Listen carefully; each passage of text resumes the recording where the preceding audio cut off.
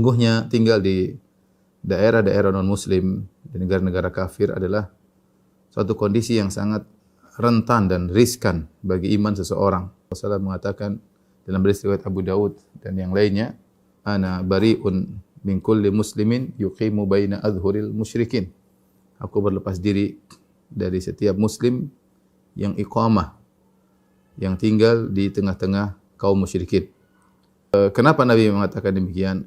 Karena tatkala kita tinggal di tengah-tengah orang-orang musyrikin, maka banyak mudarat yang akan bisa kita dapatkan ya.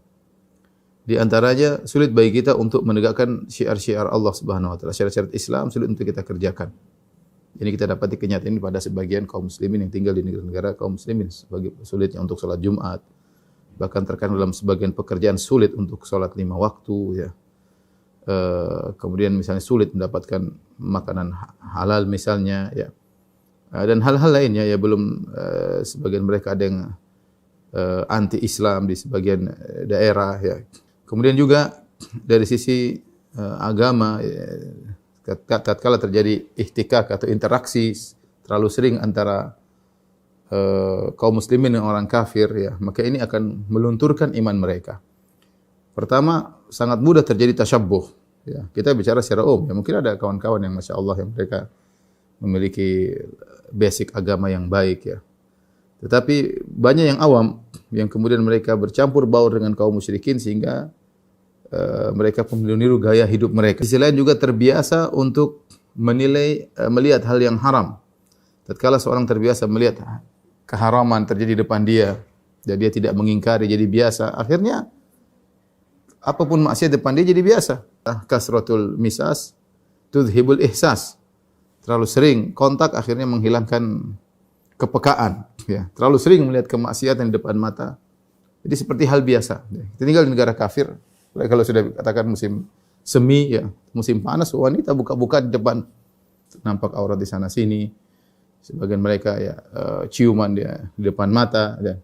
Nah, kalau kita sering melihat kemaksiatan, orang ciuman, orang pelukan, orang buka aurat, musik-musik semua, akhirnya kita jadi terbiasa. Kepekaan untuk mengingkari kemungkaran hilang. Ya.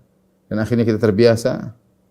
Akhirnya kita tidak memandang itu suatu kemungkaran. Bahkan yang lebih parah, kalau ada yang mengingkari kita merasa itu aneh. Kamu terlalu fanatik ya. Kita pulang. Makanya banyak orang yang tinggal di negara kafir ketika pulang ke tanah air, dia jadi orang katanya moderat ya. Padahal moderat bukan, tapi imannya luntur. Jadi maksiat jadi biasa ya. Pandangannya sudah tidak bisa dia jaga ya, melihat karena tiap hari dia lihat. Ya buat apa dia tundukkan pandangan dong.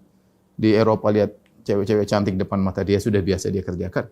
Sehingga kepekaan dia terhadap syariat luntur. Bahkan kalau ada orang mengingkari, tundukkan pandanganmu atau ini haram, ini harus pakai. Dia merasa aneh, ini orang aneh. Ini biasa di dunia semua begini. Kenapa engkau? Jadi dia merasa aneh terhadap orang yang mengingkari. Terjadi. Kenapa? Karena salah satu dampak dari tinggal di negeri kafir. Mukim, iqamah ya.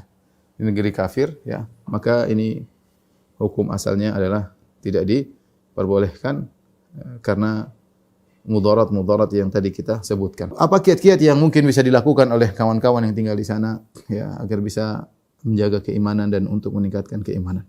Saya rasa yang pertama yang paling penting ya, dia harus memiliki kebiasaan daily yang tiap hari yang bisa dia kerjakan berkaitan dengan iman dirinya. Itu salat 5 waktu harus dia jaga beserta dengan salat sunnahnya, rawatib, qabliyah, ba'diyah.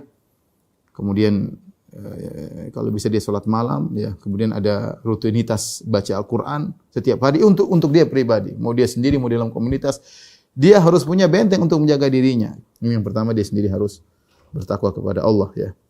Apalagi di tengah-tengah syubhat dan syahwat. Jangan lupa membangun komunitas yang baik ya. Bergabung dengan komunitas kaum muslimin yang ada di sana ya. Berusaha berkecimpung dalam dakwah. Punya andil dalam dakwah. Karena kalau kita tersibukkan dengan sesuatu yang bermanfaat, insya-Allah hati kita fokus ke situ. Yang keempat, di antaranya sangat penting jaga pergaulan. Hati-hati dalam bergaul, kemudian juga lihat pekerjaan, pilih pekerjaan. Kalau kita tinggal di sana pilih pekerjaan yang meskipun hasilnya tidak terlalu banyak, tapi agama kita nyaman, kita bisa sholat, diizinkan oleh majikan untuk sholat. Banyak istighfar karena di sana maksiat di mana-mana.